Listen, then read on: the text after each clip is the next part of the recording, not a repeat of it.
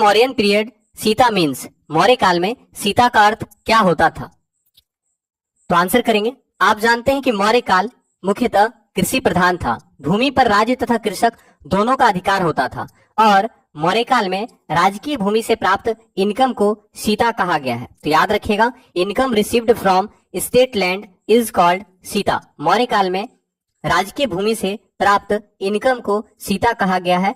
साथ ही साथ राजकीय भूमि की व्यवस्था करने वाले प्रधान अध्यक्ष को सीताध्यक्ष कहा गया है। तो याद रखिएगा कि राजकीय भूमि से प्राप्त इनकम को सीता कहा गया है और राजकीय भूमि की व्यवस्था करने वाले प्रधान अधिकारी को सीताध्यक्ष कहा गया है।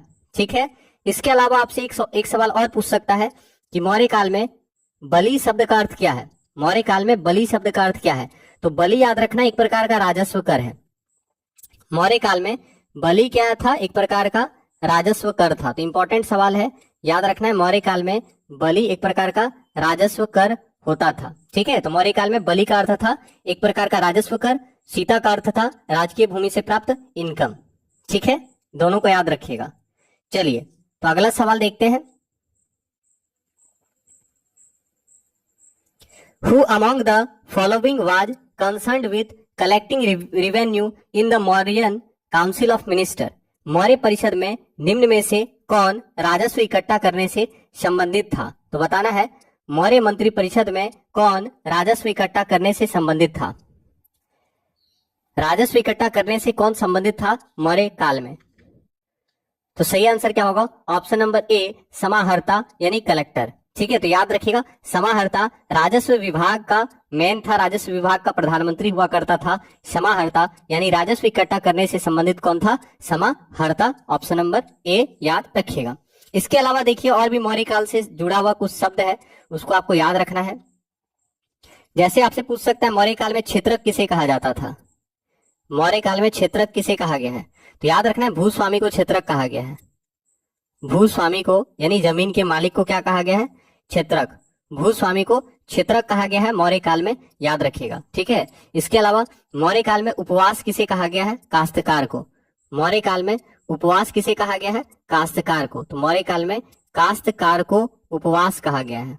ठीक है, काश्तकार को उपवास कहा गया है मौर्य काल में, और भूस्वामी को क्षेत्रक कहा गया है, आप याद रखिएगा। ठीक है, इसके अलावा और यहाँ से टर्म आपको याद रखना है कि सेनापति युद्ध विभाग का मंत्री हुआ करता था। इसके अलावा नायक, नायक क्या हुआ करता था? तो सेना का संचालन अथवा नगर रक्षा का अध्यक्ष जो है उसको नायक कहा जाता था। ठीक है, याद रहेगा, तो ये आपको याद रखना है। तो यहाँ आंसर क्या होगा? मौर्य परिषद में राजस्व इकट्ठा करने से संबंधित थे कलेक्टर, समाहर्ता। तो ऑप्शन नंबर ए आपका सही आंसर होगा। अगला सवाल, निम्नलिखित में से कौन मौर्य युगीन अधिकारी तौलमान का प्रभारी होता था? आंसर कीजिएगा, मौर्य युगीन अधिकारी तौलमान का प्रभारी होता था। ठीक है, यानी कौन सा ऐसा व्यक्ति है जो माप तौल का अध्यक्ष होता था? तो आंसर क्या होगा? पोतवाध्यक्ष। ठीक है, याद रखना है, सही आंसर क्या होगा? पोतवाध्यक्ष। यानी मौर्य काल में तौलमान का जो अधिकारी होता था, प्रभारी होता था, उसको क्या कहा जाता था? तो पोतवाध्यक्ष कहा जाता था। ठीक है, तो पोतवाध्यक्ष क्या हो गया? माप तौल का अध्यक्ष हो गया, याद रखना है। और पानीयाध्यक्ष क्या होता है? तो वाणिज्य का अध्यक्ष। वाणिज्य का जो अध्यक्ष होता था, वाणिज्य के अध्यक्ष को क्या कहा गया है? पानीयाध्यक्ष। ठीक है, तो वाणिज्य के अध्यक्ष को पानीयाध्यक्ष कहा गया है, याद रखना है। ठीक है, वाणिज्य के अध्यक्ष को पानीयाध्यक्ष, माप तौल के प्रभारी को पोतवाध्यक्ष कहा गया है। सीताध्यक्ष किसे कहा गया है? तो आप सब जान रहे हैं सीताध्यक्ष किसे कहा गया है। तो राजस्व, राजकीय भूमि, याद रखना है, राजकीय भूमि, राजकीय भूमि, भूमि की व्यवस्था करने वाला प्रधान अधिकारी। ठीक है, भूमि की व्यवस्था करने वाला प्रधान अधिकारी। ठीक है, तो ये चीज याद रखिएगा, राजकीय भूमि की व्यवस्था करने वाला प्रधान अधिकारी जो है उसे सीताध्यक्ष कहा गया है। ठीक है,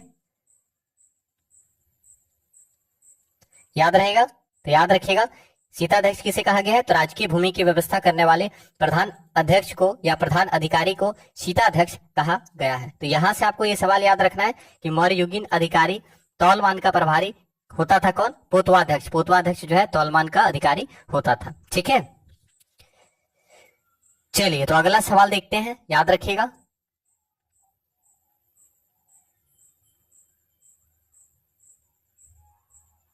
अगला सवाल है पंकोदक सन्निरोधे मौर्य प्रशासन द्वारा दिया जाने वाला जुर्माना था। ठीक है, मतलब किस चीज के लिए जुर्माना लगता था। ठीक है, पंकोद कश शनिरोधे मौर्य प्रशासन द्वारा दिया जाने वाला जुर्माना था, मतलब लिया जाने वाला जुर्माना था। तो ये किस क्षेत्र में ये जुर्माना जो है लगता था?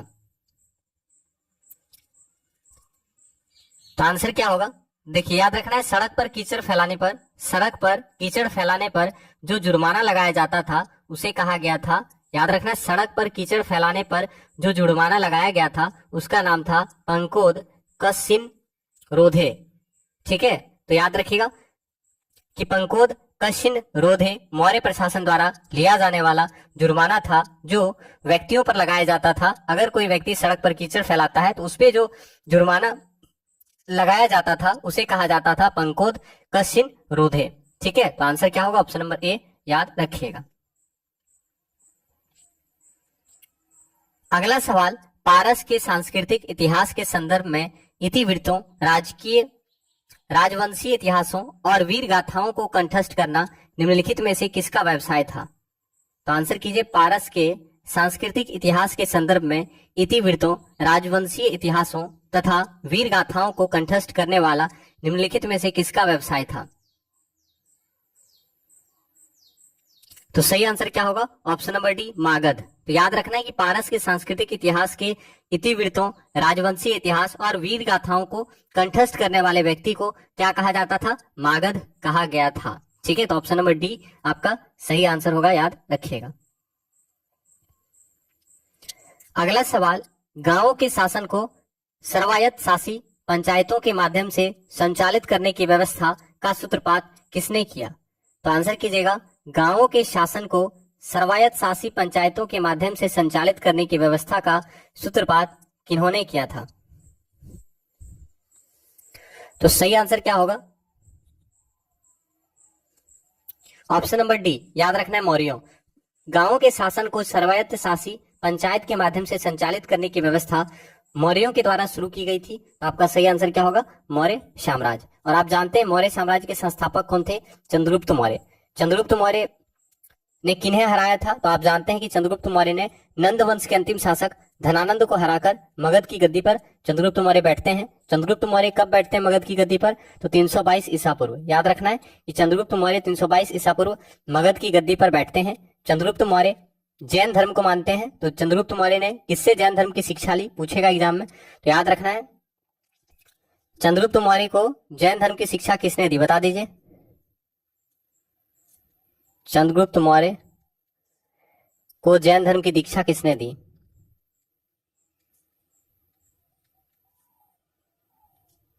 तो याद रखना है, कौन थे बताइए, फटाफट कमेंट कीजिए। बहुत सही आंसर आ रहा है।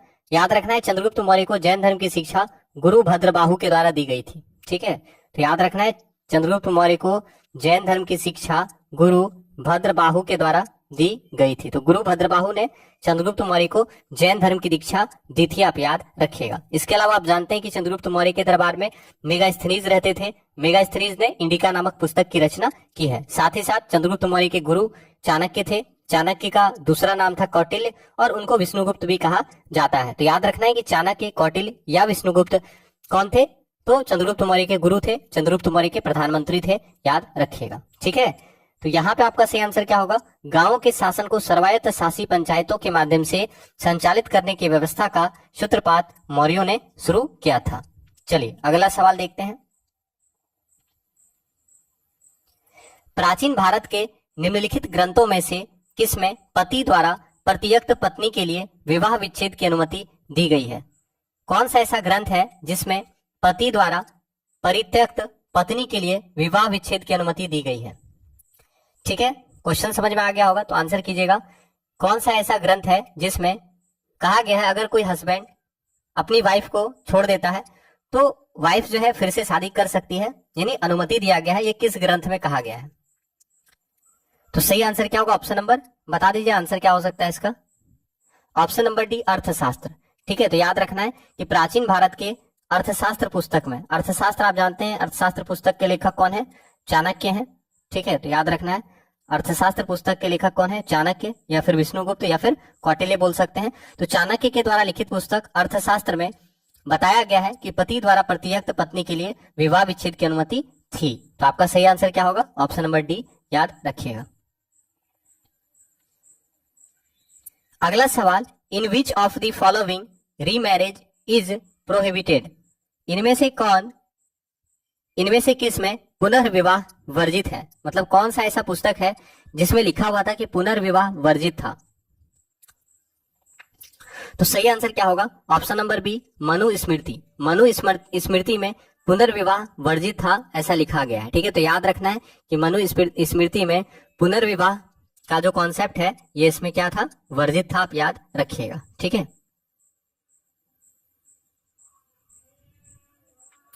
अगला सवाल, keeping in view the need of water the first ruler who a lake was constructed in the Girnar region that was. जल की आवश्यकता को ध्यान में रखते हुए कौन से ऐसे शासक थे जिन्होंने गिरनार क्षेत्र में एक झील का निर्माण कराया था? तो आपको आंसर करना है कि कौन सा एक राजा था जो पानी की आवश्यकता को देखते हुए गिरनार क्षेत्र में झील का निर्माण करवाया था। तो काफी अच्छा सवाल है। तो सही आंसर क्या होगा? याद रखना है चंद्रगुप्त मौर्य। चंद्रगुप्त मौर्य ने सबसे पहले, ठीक है, चंद्रगुप्त मौर्य ने सबसे पहले एक झील का निर्माण कराया था जल की आवश्यकता को देखते हुए। ठीक है, तो याद रखिएगा सही आंसर आपका क्या हो जाएगा? ऑप्शन नंबर ए आपका सही आंसर हो जाएगा। ठीक है, आपको पता होगा सुदर्शन झील के बारे में। तो गुजरात में एक झील है सुदर्शन झील। ठीक है, तो गुजरात में झील है सुदर्शन झील। पूछेगा सुदर्शन झील कहाँ पे है? तो सुदर्शन झील याद रखना है कि गुजरात में है। ठीक है, कहाँ पे है? गुजरात में। और सुदर्शन झील को किसने बनवाया था? तो याद रखना है चंद्रगुप्त मौर्य ने सुदर्शन झील का निर्माण किया था। तो सुदर्शन झील का निर्माण किसने किया था? चंद्रगुप्त मौर्य ने। ठीक है, लेकिन होता क्या है, इस समय के साथ तो खराबी होगा, है ना। तो याद रखना है फिर से मरम्मत करके उस झील को कौन बनवाता है? तो आपको याद रखना है रुद्रदामन। यहाँ पे लिखा हुआ है रुद्रदामन। तो आपको याद रखना है रुद्रदामन ने सुदर्शन झील का जीर्णोद्धार किया था, यानी फिर से उसका मरम्मत करवाया था। ठीक है, समझ में आया? तो क्वेश्चन अगर पूछेगा कि गिरनार क्षेत्र में झील का पुनरुद्धार किसने कराया, तो आपका आंसर होगा रुद्रदामन। लेकिन पहली बार बनाया किसने? चंद्रगुप्त मौर्य ने। समझ में आया?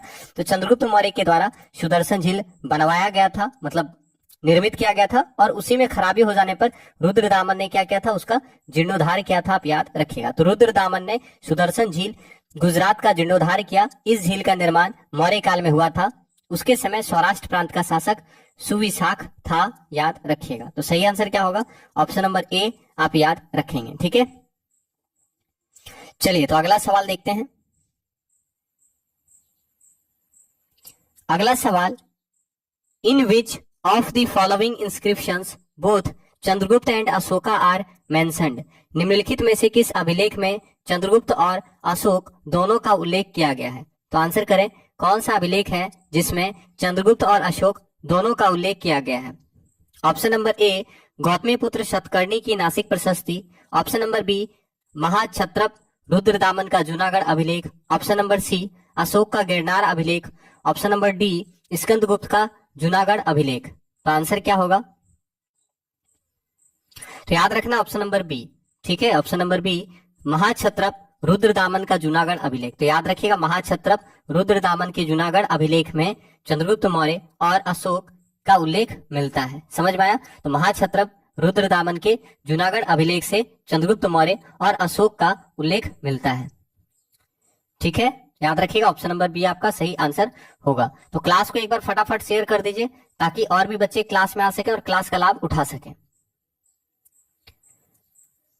अगला सवाल, in which of the following inscriptions Ashoka's inscription has been found? निम्नलिखित अभिलेखों में से किस में अशोक का अभिलेख भी पाया गया है? तो आंसर कीजिए, कौन सा अभिलेख है जिसमें अशोक का अभिलेख भी पाया गया है? Option number A Mahakshatrapa Rudradaman का जूनागढ़ अभिलेख। Option number B Gautamiputra Satakarni से संबंधित नासिक प्रशस्ति। ऑप्शन नंबर डी खारवेल का हाथी गुम्फा अभिलेख। तो सही आंसर क्या होगा? ऑप्शन नंबर ए। याद रखना है कि महाक्षत्रप रुद्रदामन के जूनागढ़ अभिलेख से अशोक का अभिलेख मिला है। ठीक है, तो याद रखिएगा पूछा है कौन सा अभिलेख है जिसमें अशोक का अभिलेख भी पाया गया है। तो जूनागढ़ अभिलेख रुद्रदामन का जो जूनागढ़ अभिलेख है वहां से अशोक का अभिलेख भी पाया गया है। तो आपको याद रखना ऑप्शन नंबर ए सही आंसर होगा। ठीक है, अगला सवाल, which one of the following is correct about the caves of बराबर हिल इजंट इट? बराबर पहाड़ी की गुफाओं के विषय में निम्नलिखित में से कौन एक सही नहीं है? तो आंसर कीजिए, आंसर क्या हो सकता है? आंसर करें। बराबर पहाड़ी पर कुल 4 गुफाएं हैं। ऑप्शन नंबर ए, बराबर पहाड़ी पर कुल 4 गुफाएं हैं। ऑप्शन नंबर बी, 3 गुफाओं की दीवार पर अशोक के अभिलेख उत्कीर्ण हैं। ऑप्शन नंबर सी, ये अभिलेख इन गुफाओं को आजीविकाओं को समर्पित होने का उल्लेख करता है। ऑप्शन नंबर डी, ये अभिलेख ईसा पूर्व 6ठी शताब्दी के हैं। तो आंसर करना है बराबर पहाड़ी की गुफाओं के विषय में कौन सा स्टेटमेंट सही नहीं है। ठीक है, यानी कौन सा स्टेटमेंट गलत है ये आपसे पूछ रहा है। तो देखिए ऑप्शन नंबर डी जो है ये गलत है, याद रखना है। ठीक है, याद रखना है बराबर की गुफाओं के बारे में कौन सा स्टेटमेंट गलत है। तो ऑप्शन नंबर डी स्टेटमेंट जो है गलत है। बाकी 3 स्टेटमेंट इसमें सही है। आप जानते हैं कि बराबर पहाड़ी में कुल 4 गुफाएं हैं। याद रखना है बराबर पहाड़ी में कुल 4 गुफाएं हैं। 3 गुफाओं की दीवार पर अशोक के अभिलेख पाए गए हैं। 3 गुफाओं की दीवार पर अशोक के अभिलेख पाए गए हैं और ये अभिलेख इन गुफाओं को आजीविकाओं को समर्पित होने का उल्लेख करते हैं। तो ये 3 स्टेटमेंट आपको याद रखना है। ये 3 स्टेटमेंट जो है बराबर की गुफा के बारे में सही है। आप सभी को पता होना चाहिए कि अशोक ने आजीविकाओं को रहने के लिए, अशोक ने आजीविकों को रहने के लिए बराबर की पहाड़ी में 4 गुफाओं का निर्माण किया था, जिसका नाम था कर्ज, चौपाड़, सुदामा और विश्व झोपड़ी। याद रहेगा। तो अशोक ने आजीविकों को रहने हेतु बराबर की पहाड़ी में 4 गुफाओं का निर्माण किया था, जिसका नाम था कर्ज, चौपाड़, सुदामा और विश्व झोपड़ी। याद रखिएगा। तो यहां से कौन सा स्टेटमेंट गलत है? तो ऑप्शन नंबर डी आपका याद रखना है, ये स्टेटमेंट गलत है। ठीक है, अब देखिए यहां से कुछ इंपॉर्टेंट सवाल आपको बताते हैं। सम्राट अशोक से सवाल आपका पूछा जा सकता है। जैसे आपसे पूछ सकता है कि कलिंग का युद्ध कब हुआ था? तो बता दीजिए कलिंग का युद्ध कब हुआ था। कलिंग का युद्ध कब हुआ था? तो याद रखना है कलिंग का युद्ध 261 ईसा पूर्व। कलिंग का युद्ध कब हुआ था? 261 ईसा पूर्व। कलिंग का युद्ध 261 ईसा पूर्व हुआ था, याद रखिएगा। ठीक है, और कलिंग की राजधानी क्या थी? तो बता दीजिए कलिंग की राजधानी क्या थी? तौसली।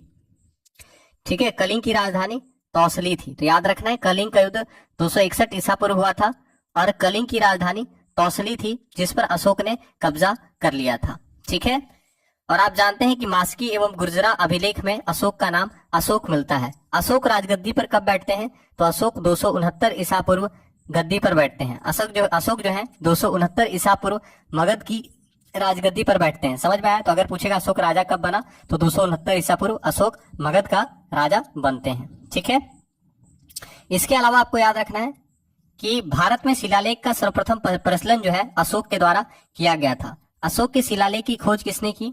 बता दीजिए अशोक के शिलालेख की खोज किसने की? तो अशोक के शिलालेख की खोज टी पेंथलर ने किया था। कब किया? बताइए कब किया अशोक के शिलालेख की खोज टी पेंथलर ने कब किया? ठीक है, पोडेट्री पेंथलर। तो अशोक के शिलालेख को पोडेट्री पेंथलर ने सबसे पहले खोजा था। कब खोजा था? तो याद रखना है 1750 में। 1750 ईस्वी में अशोक के शिलालेख को सबसे पहले पोडेट्री पेंथलर ने खोजा था। और अशोक के अभिलेख को सबसे पहले पढ़ा किसने? तो अशोक के अभिलेख को सबसे पहले जेम्स प्रिसेंप ने पढ़ा था। अब याद रखिएगा। ठीक है, अगर आपसे पूछेगा अशोक का सबसे बड़ा अभिलेख कौन सा है? अशोक का सबसे बड़ा अभिलेख कौन सा है? बता दीजिएगा अशोक का सबसे बड़ा अभिलेख। तो याद रखना है अशोक का सबसे बड़ा अभिलेख है, यानी सबसे लंबा अभिलेख है 7वां अभिलेख। ठीक है, तो अशोक का सबसे बड़ा अभिलेख है 7th अभिलेख। तो याद रखना है कि जो 7वां अभिलेख है वो सबसे बड़ा अभिलेख है। तो अशोक का सबसे बड़ा अभिलेख कौन सा है? तो अशोक का सबसे बड़ा अभिलेख है 7वां अभिलेख। और अशोक का सबसे छोटा स्तंभ लेख पूछेगा तो अशोक का सबसे छोटा स्तंभ लेख है रुम्मी देई। याद रखिएगा। ठीक है, तो और अशोक के पिता का नाम क्या था? तो अशोक के पिता का नाम बिंदुसार था, आप याद रखिएगा। बिंदुसार को अमित्र घात कहा जाता था। ठीक है, तो समझ में आ गया। आपसे पूछा था बराबर की गुफा के बारे में कौन सा स्टेटमेंट गलत है, तो ऑप्शन नंबर डी आपका सही आंसर यहां पे हो जाएगा। ठीक है, अगला सवाल, विच ऑफ द फॉलोइंग इंडो यवन रूलर्स इशूड लेड कॉइन्स, मतलब आपसे पूछ रहे कौन सा इंडो यवन का शासक था जो लेड कॉइन चलाया, मतलब सीसा का सिक्का चलाया था। तो आंसर करें, तो आंसर क्या होगा, ऑप्शन नंबर ए आपका सही आंसर होगा, स्ट्रेटो टू। ठीक है, याद रखना है स्ट्रेटो टू। स्ट्रेटो टू ने क्या चलाया था, तो याद रखना है सीसा का सिक्का चलाया था। तो हिंद यवन शासक जिसने सीसा का सिक्का चलाया था, नाम क्या है, स्ट्रेटो टू। स्ट्रेटो टू हिंद यवन शासक था जिसने सीसा के सिक्का को जारी किया था। ठीक है, तो ऑप्शन नंबर क्या होगा, आपको याद रखना ऑप्शन नंबर ए आपका सही आंसर होगा। इसके अलावा आपको देखिए यहां से और भी सवाल आप याद रख सकते हैं। जैसे यहाँ पे देखिए मिनांडर के बारे में लिखा हुआ है, तो मिनांडर आपको याद रखना है कि हिंद यवन का सबसे प्रसिद्ध शासक था। ठीक है, हिंद यवन का सबसे विख्यात शासक अगर बोलेगा, हिंद यवन का सबसे महानतम शासक। ठीक है, तो याद रखना हिंद यवन का सबसे महानतम शासक था मिनांडर। कौन था, तो हिंद यवन का सबसे महानतम शासक था मिनांडर। मिनांडर की राजधानी कहाँ थी, शाकल। याद रखना है मिनांडर की राजधानी कहाँ थी, तो शाकल राजधानी थी। मिनांडर की राजधानी शाकल थी, और शाकल जो है शिक्षा का प्रमुख केंद्र हुआ करता था, आप याद रखिएगा। ठीक है, इसके अलावा आपसे पूछ सकता है मिलिंद पान्हो के बारे में। आप याद रखिएगा मिलिंद पान्हो जो है बौद्ध ग्रंथ से संबंधित पुस्तक है। मिलिंद पान्हो जो है बौद्ध ग्रंथ है। आपसे पूछेगा मिलिंद पान्हो जो है किस पर आधारित है, तो आपको याद रखना है मिनांडर के प्रश्न और नागसेन। नागसेन कौन थे, तो बौद्ध गुरु थे नागसेन। तो मिनांडर के प्रश्न और नागसेन द्वारा दिए गए उत्तर, ठीक है, को एक पुस्तक में लिखा गया है, और उसी पुस्तक का नाम है मिलिंद पान्हो। समझ में आया, तो याद रखिएगा मिनांडर के प्रश्न एवं नागसेन द्वारा दिए गए उत्तर एक पुस्तक में संकलित हैं, जिनका नाम मिलिंद पान्हो है। ठीक है, याद रखिएगा। इसके अलावा आपसे पूछ सकता है भारत में सबसे पहले सोना का सिक्का कौन चलाया था, तो हिंद यवन ने सबसे पहले सोना का सिक्का चलाया था। सबसे पहले सोना का सिक्का किसने चलाया था, तो याद रखना सबसे पहले सोने के सिक्के चलवाए। तो सबसे पहले सोने के सिक्के किसके द्वारा चलवाया गया, सबसे पहले सोना का सिक्का किसने चलाया था, तो याद रखना है कि हिंद यवन ने सबसे पहले सोने के सिक्के चलाए थे। ठीक है, इंपॉर्टेंट सवाल है, इसको याद रख लीजिएगा। इसके अलावा आपको याद रखना है हिंद यूनानी शासकों ने भारत के पश्चिमोत्तर सीमा प्रांत में यूनान की प्राचीन कला चलाई, जिसे क्या कहा गया, हेलेनिस्टिक आर्ट कहा गया। तो अगर आपसे पूछेगा हेलेनिस्टिक आर्ट का संबंध किससे है, तो याद रखना यूनानी कला। ठीक है, हेलेनिस्टिक आर्ट से किसका संबंध है, तो हिंद यवन शासकों के द्वारा हेलेनिस्टिक आर्ट चलाया गया था। ठीक है, तो ये यूनान का प्राचीन कला है। तो याद रखना है कहाँ का कला है, यूनानी कला। ठीक है, तो पूछेगा हेलेनिस्टिक आर्ट कहाँ की कला थी, तो यूनानी कला थी हेलेनिस्टिक आर्ट। और इसी का एग्जाम्पल है गांधार कला। तो पूछेगा अगर गांधार कला किसका एग्जाम्पल है, तो गांधार कला हेलेनिस्टिक आर्ट का एग्जाम्पल है, जो कि यूनान कला से जुड़ा हुआ है। ठीक है, तो यहां से याद रखना है हिंद यवन शासक का सबसे महान राजा मिनेंडर था। मिनेंडर ने क्या किया था, तो मिनेंडर और नागसेन के द्वारा लिखित पुस्तक, मिनेंडर और नागसेन, ठीक है, दोनों के द्वारा जो बातचीत किया गया है उसको एक पुस्तक में लिखा गया है, मिलिंद पान्हो पुस्तक, याद रखिएगा। ठीक है, और एक सवाल यहां से याद रखना है, यहाँ पे देखिए डेमेट्रियस। तो डेमेट्रियस कौन थे, याद है डेमेट्रियस कौन थे, तो याद रखना भारत पर सबसे पहले आक्रमण कौन किया था, डेमेट्रियस, सबसे पहला आक्रमण। ठीक है, आपसे पूछेगा भारत पर सबसे पहला आक्रमण किसने किया था। ठीक है, तो भारत पर सबसे पहला आक्रमण याद रखना है कि भारत पर सबसे पहला आक्रमण डेमेट्रियस ने किया था। याद रहेगा, भारत पर सबसे पहला आक्रमण बैक्ट्रिया के शासक डेमेट्रियस ने किया था। उसने 190 ईसा पूर्व में भारत पर आक्रमण कर अफगानिस्तान, पंजाब और सिंध के बहुत बड़े भाग पर अधिकार कर लिया था, और उसने साकल को अपनी राजधानी बनाया था, और इसे ही हिंद यूनानी या बैक्ट्रियाई यूनानी कहा गया है। समझ में आया, तो डेमेट्रियस जो था वो हिंद यूनानी शासक था, याद रखिएगा, और उसकी राजधानी साकल थी। डेमेट्रियस भारत पर आक्रमण करने वाला पहला शासक था। ठीक है, तो भारत पर सबसे पहला आक्रमण किसने किया था? डेमेट्रियस ने किया था, याद रखिएगा। ठीक है, चलिए, तो यहां से आपका सही आंसर क्या होगा? हिंद यवन। कौन सा ऐसा शासक है हिंद यवन का जिसने सोने के सिक्के जारी किए थे? तो स्ट्रेटो टू हिंद यवन का शासक है जिसने शीशे के सिक्के को जारी किया था। चलिए, क्लास को एक बार शेयर कर दीजिएगा। अगला सवाल, निम्नलिखित शासकों में से किसके सिक्कों पर शंकरसन और वासुदेव दोनों अंकित हैं? कौन सा ऐसा राजा है जिसके सिक्के पर शंकरसन और वासुदेव दोनों का चित्र अंकित है?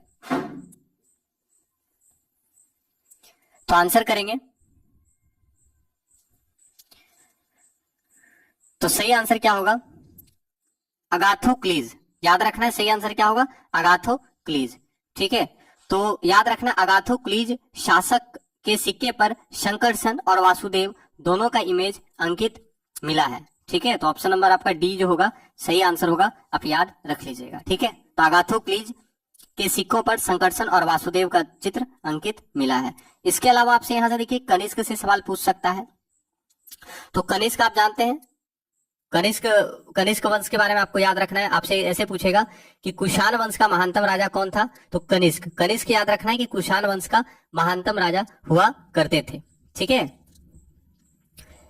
और यहां से और भी बहुत सारा सवाल पूछता है, जैसे आपको याद रखना है। ठीक है, देखिए कनिष्क के बारे में याद रखिएगा कि कनिष्क जो है कुषाण वंश का महानतम राजा कनिष्क थे, और कनिष्क ने 78 ईस्वी में शक संवत चलाया था। कनिष्क ने 78 ईस्वी में शक संवत चलाया था, जिसका उपयोग भारत सरकार के द्वारा किया जाता है। ठीक है, तो इस चीज को भी आप याद रखिएगा। और यहाँ पे एक लिखा है हुविस्क। हुविस्क कौन था?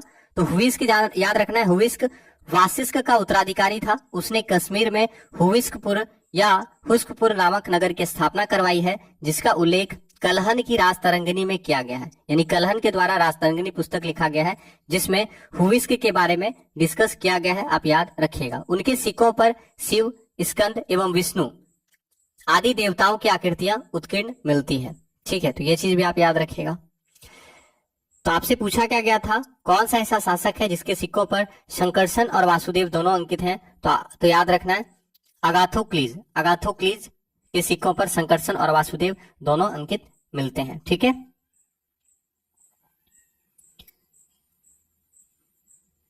अगला सवाल, which one of the following is contemporary to the other three was it?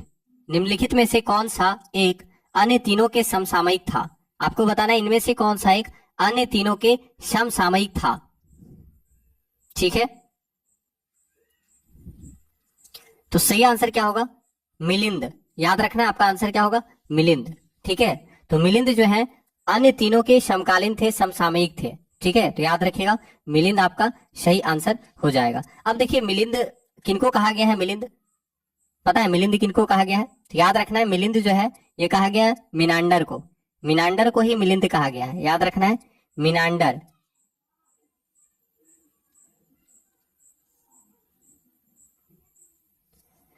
तो याद रखिएगा मिनांडर को मिलिंद कहा गया है, मिनांडर को मिलिंद कहा गया है। और मिनांडर जो है सबसे प्रसिद्ध हिंद यूनानी शासक हुआ। ठीक है, तो सबसे पहले आपको आंसर समझ में आ गया कि मिलिंद जो है इन तीनों के समकालीन थे, याद रखिएगा। अब आपको याद रखना है कि मिनांडर जो है सबसे प्रसिद्ध हिंद यूनानी था।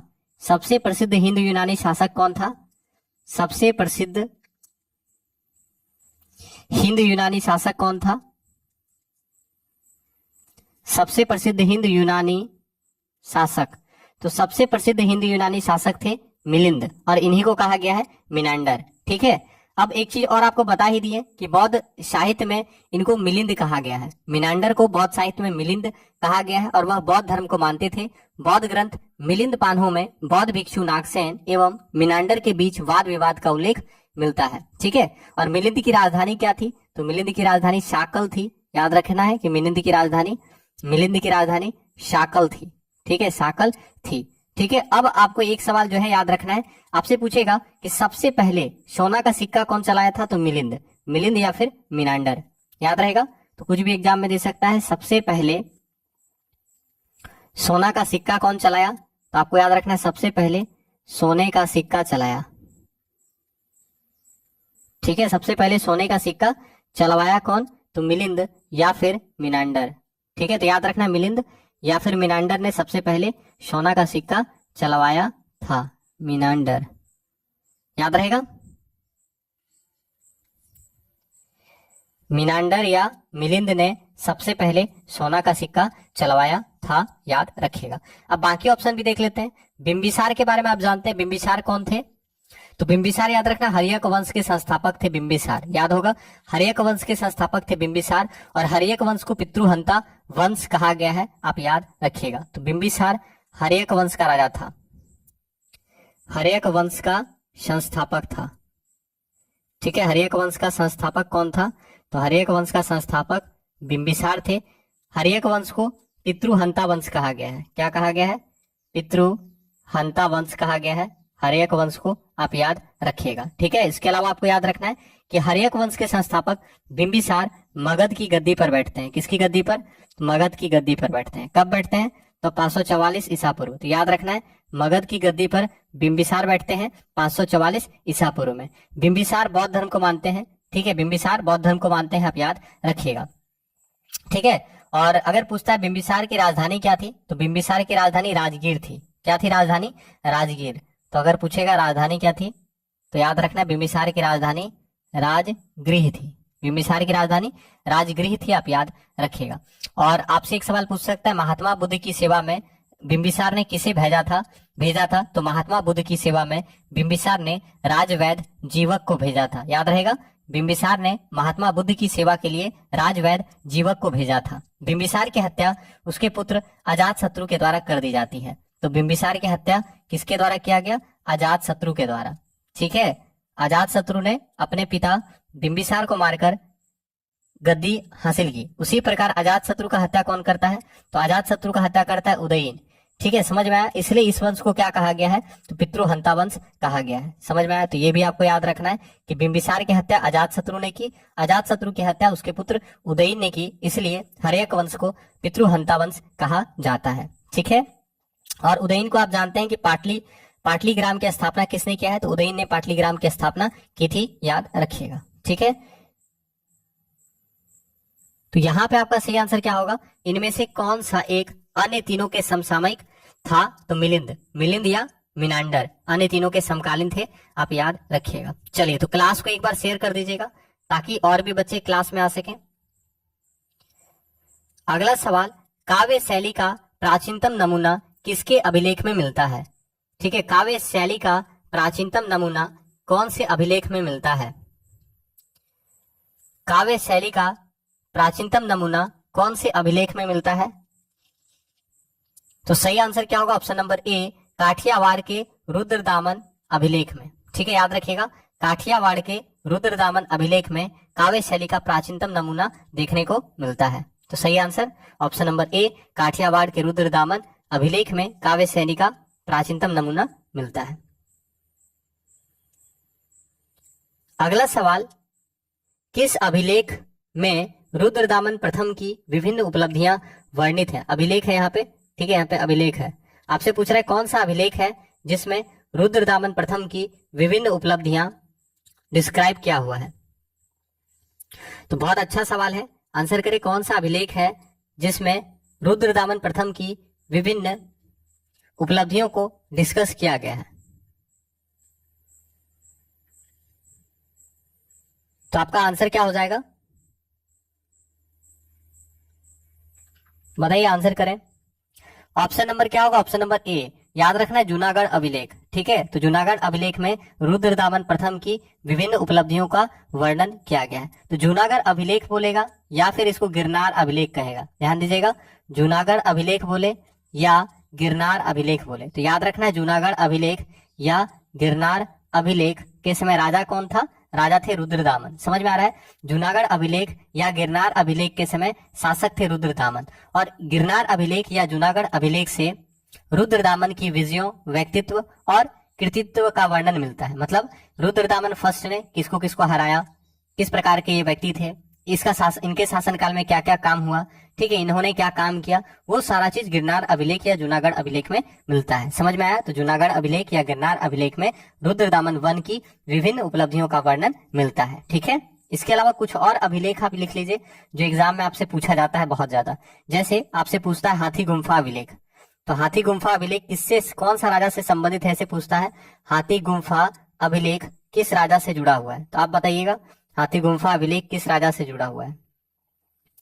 तो हाथी गुम्फा अभिलेख याद रखना है कि खारवेल राजा से जुड़ा हुआ है। कलिंग के राजा थे खारवेल, याद है ना। तो हाथी गुम्फा अभिलेख खारवेल राजा से जुड़ा हुआ है, ठीक है। और आपको याद रखना है कि हाथी गुम्फा अभिलेख में खारवेल के शासन की घटनाओं का क्रमबद्ध विवरण मिलता है, ठीक है। कलिंग में है, कलिंग के राजा थे आप जानते हैं खारवेल, कलिंग राजा थे खारवेल, ठीक है। तो याद रखना है हाथी गुम्फा अभिलेख किससे संबंधित है, तो कलिंग के राजा खारवेल से जुड़ा हुआ है हाथी गुम्फा अभिलेख, ठीक है। इसके अलावा देखिए ऑप्शन में भी लिखा हुआ था नासिक अभिलेख, शायद यहाँ पे है नासिक अभिलेख। तो आपसे पूछेगा नासिक अभिलेख किससे जुड़ा हुआ है, ठीक है, नासिक अभिलेख। तो आप क्या आंसर करेंगे, तो याद रखना है नासिक अभिलेख सातवाहन कालीन घटनाओं को बताता है। यानी नासिक अभिलेख जो है गौतमीपुत्र सतकर्णी से जुड़ा हुआ है। तो गौतमीपुत्र सतकर्णी आप जानते हैं सातवाहन वंश के राजा थे, गौतमीपुत्र सतकर्णी। तो ये चीज आपको याद रखना है कि गौतमीपुत्र सतकर्णी से संबंधित या फिर सातवाहन से संबंधित पूछेगा, ठीक है।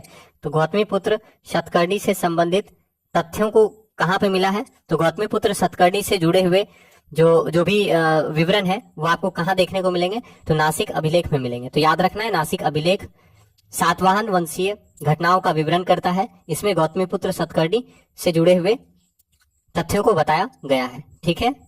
इसके अलावा प्रयाग स्तंभलेख, प्रयाग स्तंभलेख किससे जुड़ा हुआ है, बता दीजिए। प्रयाग स्तंभलेख किस राजा का उल्लेख है, प्रयाग स्तंभलेख में। प्रयाग स्तंभलेख समुद्रगुप्त के बारे में बताया गया है। प्रयाग स्तंभलेख समुद्रगुप्त के बारे में लिखा गया है। और आप जानते हैं कि समुद्रगुप्त को भारत का नेपोलियन कहा जाता है, ठीक है, विंसेंट स्मिथ ने कहा है। तो समुद्रगुप्त से संबंधित है प्रयाग स्तंभलेख, आप याद रखिएगा। प्रयाग स्तंभलेख में समुद्रगुप्त के विजय एवं नीतियों का पूरा वर्णन किया गया है, ठीक है। इसके अलावा ऐहोल अभिलेख, ये भी इंपॉर्टेंट है, ऐहोल अभिलेख। तो आपको याद रखना है ऐहोल अभिलेख का संबंध किससे है, ऐहोल अभिलेख का संबंध किससे है, ठीक है। तो ऐहोल अभिलेख जो है पुलकेशिन द्वितीय से जुड़ा हुआ है, लिख रहे हैं क्योंकि ये इंपॉर्टेंट सवाल है। पुलकेशिन द्वितीय से जुड़ा है, याद रखना है ऐहोल अभिलेख पुलकेशिन द्वितीय से जुड़ा हुआ है। और ऐहोल अभिलेख इंपॉर्टेंट है, एक तो ये पुलकेशिन द्वितीय से जुड़ा है ऐहोल अभिलेख, ठीक है, ये पूछेगा। और दूसरा आपसे पूछ सकता है कि हर्षवर्धन और पुलकेशिन द्वितीय के बीच में जो युद्ध हुआ था उसका विवरण कहाँ मिलता है, तो याद रखना है कि पुलकेशिन द्वितीय और हर्षवर्धन के बीच में जो युद्ध हुआ था उसका विवरण ऐहोल अभिलेख से मिलता है। समझ में आया। तो ऐहोल अभिलेख में हर्षवर्धन और पुलकेशिन द्वितीय के बीच जो युद्ध हुआ था उसका विवरण मिलता है। तो समझ में आया। तो ऐहोल अभिलेख किससे जुड़ा है, तो पुलकेशिन द्वितीय से जुड़ा है ऐहोल अभिलेख, ठीक है। इसके अलावा एक और सवाल याद रखना है भीतरी स्तंभलेख, भीतरी स्तंभलेख किससे जुड़ा है, भीतरी स्तंभलेख। तो भीतरी स्तंभलेख स्कंदगुप्त से जुड़ा है, याद रखना है भीतरी स्तंभलेख स्कंदगुप्त से जुड़ा है। और इसमें स्कंदगुप्त की जीवन की घटनाओं के बारे में बताया गया है। तो स्कंदगुप्त से जुड़ा है भीतरी स्तंभलेख, याद रखिएगा। समझ में आया। तो आपसे अगर पूछ देता है कि स्कंदगुप्त से जुड़ा अभिलेख कौन सा है, तो याद रखना है स्कंदगुप्त से जुड़ा अभिलेख है भीतरी स्तंभलेख, ठीक है। ठीक है, तो इतना चीज आप यहां से याद रखिएगा। ये सारा अभिलेख जो है एग्जाम में पूछता है, ठीक है। और बाकी आप जानते हैं कि भारत में सबसे प्राचीन अभिलेख जो है वो किसका है, तो भारत में सबसे प्राचीन अभिलेख सम्राट अशोक का था, ठीक है। भारत में सबसे प्राचीन अभिलेख अशोक का था, याद रखना है। और आपको ये भी याद रखना है कि अशोक के अभिलेख ब्रह्मी, खरोष्टी, यूनानी तथा अरमाइक लिपियों में लिखा हुआ मिला है। मास्की गुर्जरा अभिलेख में अशोक का नाम अशोक बताया गया है, आप याद रखिएगा। अशोक को प्रियदर्शी भी कहा गया है, क्या कहा गया, अशोक को प्रियदर्शी भी कहा गया है, देवों का प्यारा भी कहा गया है। और 1837 ईस्वी में जेम्स प्रिसेम्प ने ब्रह्मी लिपि में लिखित अशोक के अभिलेख को सबसे पहले पढ़ा था, ठीक है। तो यहाँ पे आपका आंसर क्या होगा, किस अभिलेख में रुद्रदामन प्रथम की उपलब्धियों को बताया गया है, तो जूनागढ़ अभिलेख या फिर गिरनार अभिलेख में रुद्रदामन के विजय, व्यक्तित्व और उनके द्वारा किए गए कामों को बताया गया है। तो ऑप्शन नंबर ए सही आंसर होगा। तो क्लास को एक बार शेयर कर दीजिएगा ताकि और बच्चे क्लास में आ सके और क्लास का लाभ उठा सकें। अगला सवाल, प्राचीन भारत में निम्न में से किस एक ने नियमित रूप से सोने के सिक्के चलाए। आपको बताना है कौन सा ऐसा वंश है जिसने नियमित रूप से सोने के सिक्के को चलाया था? ठीक है, तो आंसर आप कीजिए, बहुत अच्छा सवाल है। तो सही आंसर क्या होगा? कुषाण। याद रखना है, कुषाण शासकों ने नियमित रूप से सोने के सिक्के चलाए थे। तो अगर पूछता है कि नियमित रूप से सोने के सिक्के किसने चलाए, तो आपको याद रखना है कुषाण शासकों ने नियमित रूप से सोने के सिक्के चलाए थे। ठीक है, तो ऑप्शन नंबर क्या होगा? सी आपका जो होगा सही आंसर होगा, आप याद रखिएगा। अब देखिए यहां से तो बहुत सारा सवाल बनेगा आपके एग्जाम में, क्योंकि कुषाण वंश से भी सवाल पूछता है, उसके अलावा सातवाहन वंश से भी आपका सवाल पूछता है। ये सब सवाल आपके एग्जाम में पूछ सकता है। तो पहले तो आपको ये याद रखना है, सिक्का से जुड़ा हुआ जो इंपॉर्टेंट सवाल है वो आप देख लीजिए एक बार। ठीक है, आपसे पूछ सकता है, ध्यान दीजिएगा, आपसे पूछ सकता है। ठीक है, सर्वाधिक सोना का सिक्का कौन चलाया? बता दीजिए, सर्वाधिक सोना का सिक्का कौन चलाया?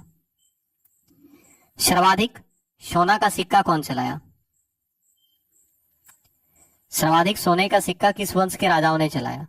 तो याद रखना है, सर्वाधिक सोने के सिक्का किसने चलाया? गुप्त शासक ने चलाया। याद रहेगा, सर्वाधिक सोने के सिक्के गुप्त शासकों के द्वारा चलाया गया। ठीक है, गुप्त शासकों द्वारा सर्वाधिक सोना का सिक्का चलाया गया। तो पहला सवाल इंपॉर्टेंट है।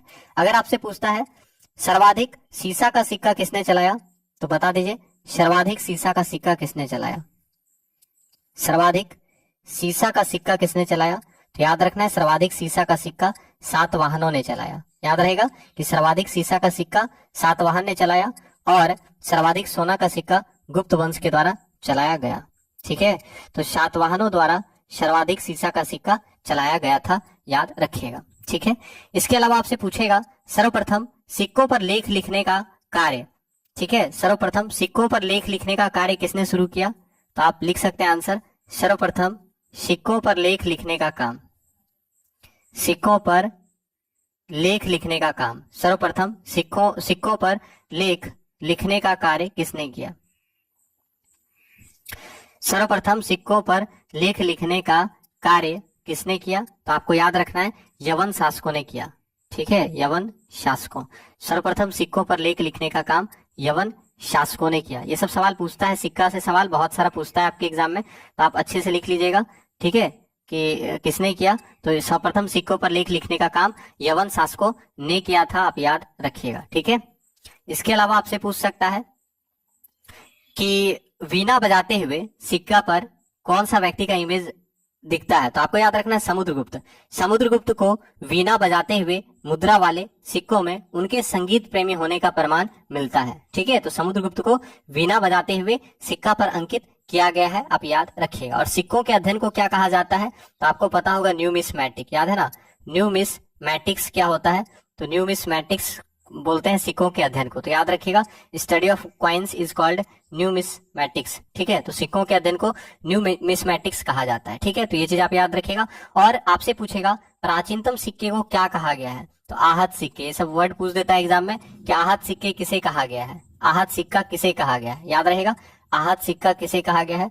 तो याद रखना है, प्राचीनतम सिक्कों को आहत सिक्का कहा गया है। ठीक है, प्राचीनतम सिक्कों को,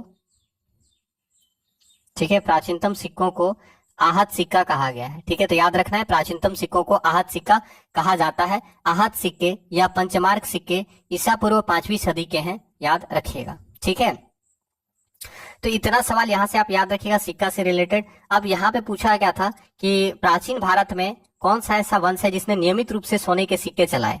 तो याद रखना, नियमित रूप से सोना का सिक्का किसने चलाया था? तो ऑप्शन नंबर सी, कुषाण।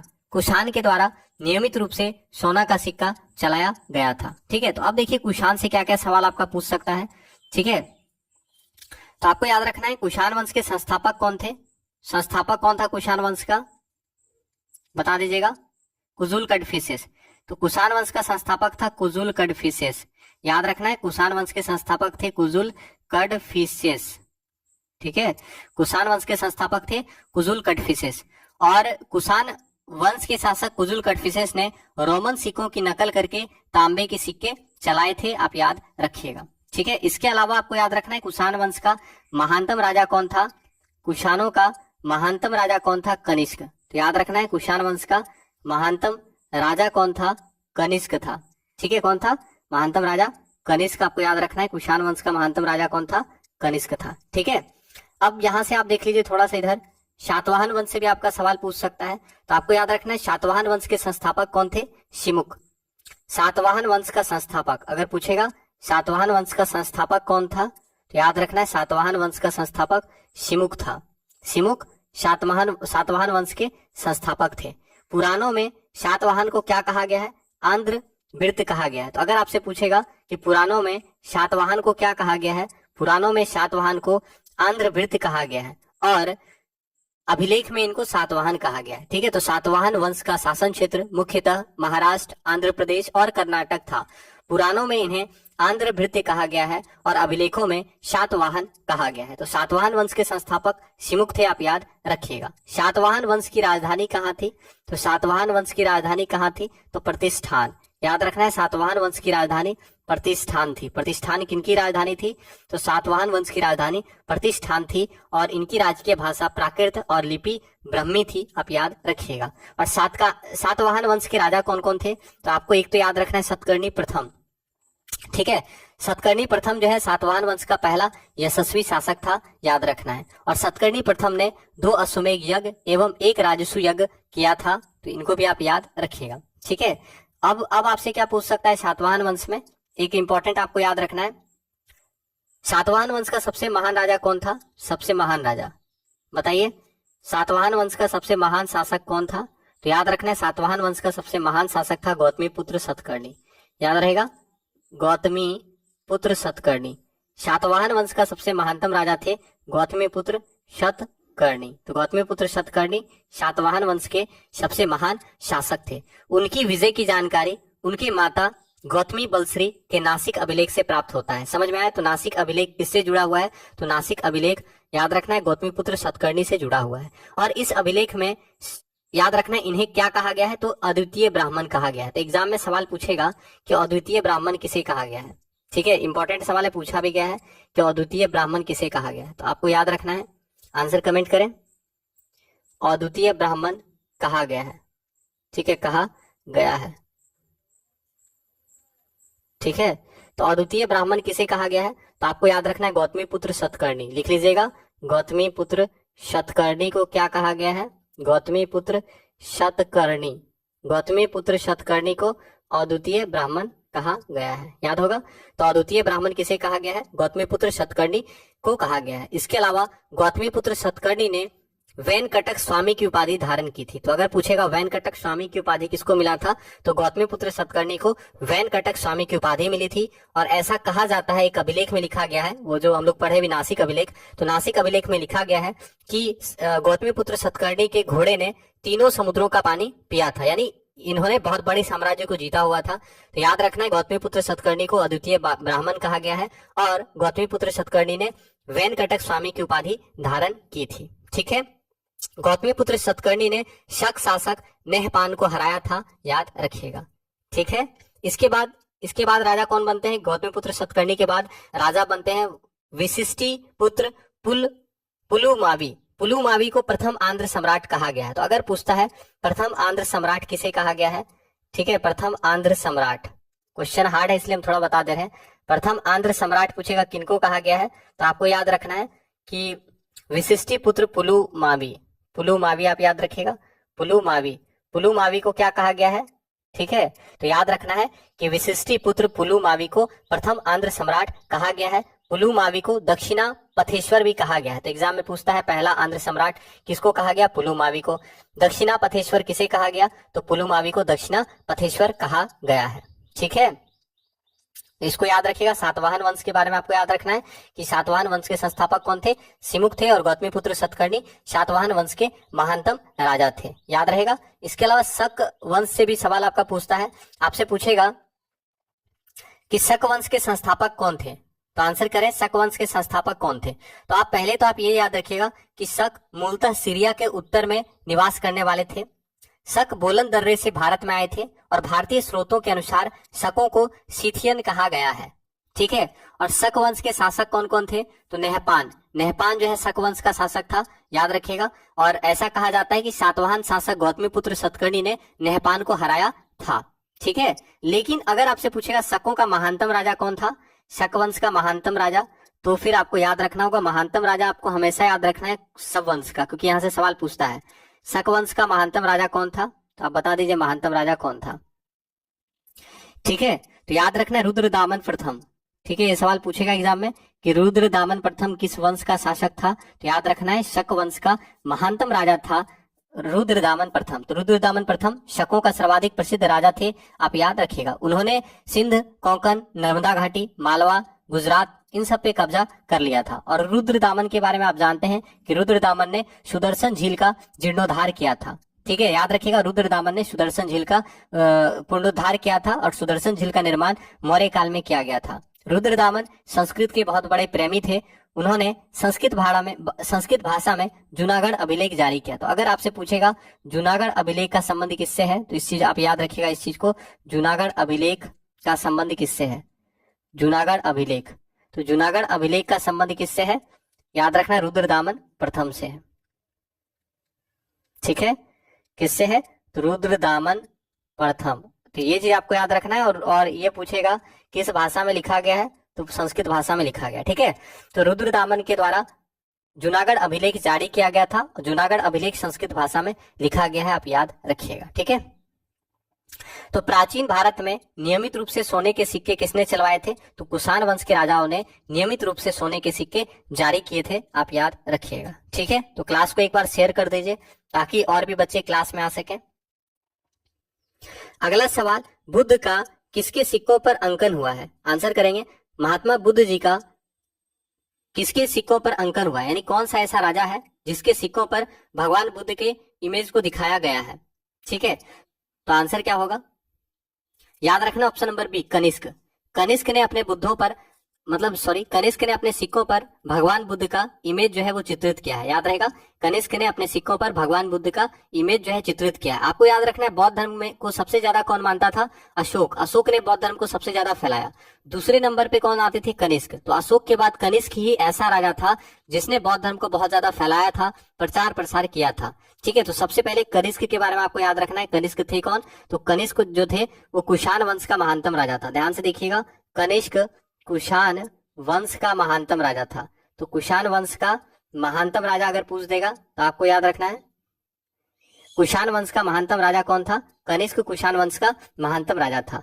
आपको याद रखना है कनिष्क ने 78 ईस्वी में क्या चलाया था, तो याद रखना है कनिष्क ने 78 ईस्वी में शक संवत चलाया था।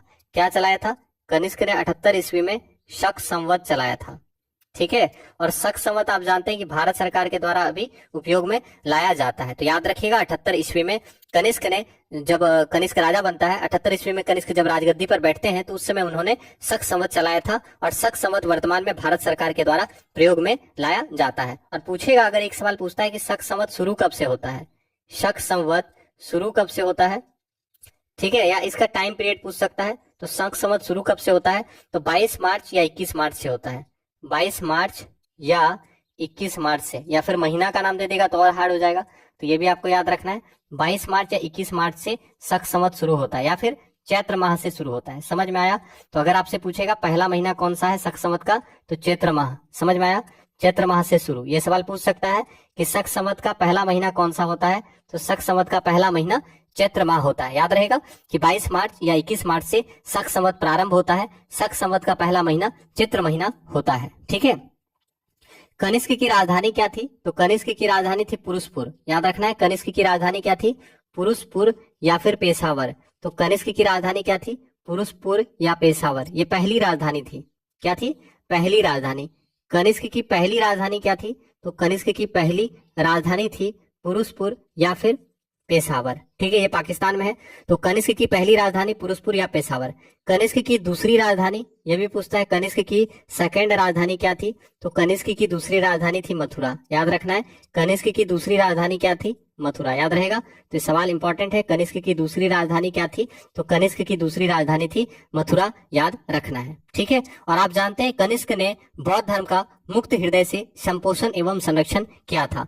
कनिष्क के समय में चतुर्थ बौद्ध काउंसिल हुआ था, यानी चौथा बौद्ध संगीति हुआ था। तो अगर आपसे पूछेगा चौथा बौद्ध संगीति किसके समय में हुआ था, तो चौथा बौद्ध संगीति कनिष्क के समय में हुआ था। याद है, चौथा बौद्ध संगीति किसके समय में हुआ था? तो चौथा बौद्ध संगीति कनिष्क के समय में हुआ था। और इसके अध्यक्ष कौन थे? वसुमित्र। तो अगर पूछेगा कि वसुमित्र किसके दरबार में रहते थे, तो कनिष्क के दरबार में रहते थे। ठीक है, तो चतुर्थ बौद्ध संगीति में अध्यक्ष कौन थे? वसुमित्र जी थे और राजा कौन था? कनिष्क था। और चौथा बौद्ध संगीति कहाँ पे हुआ था?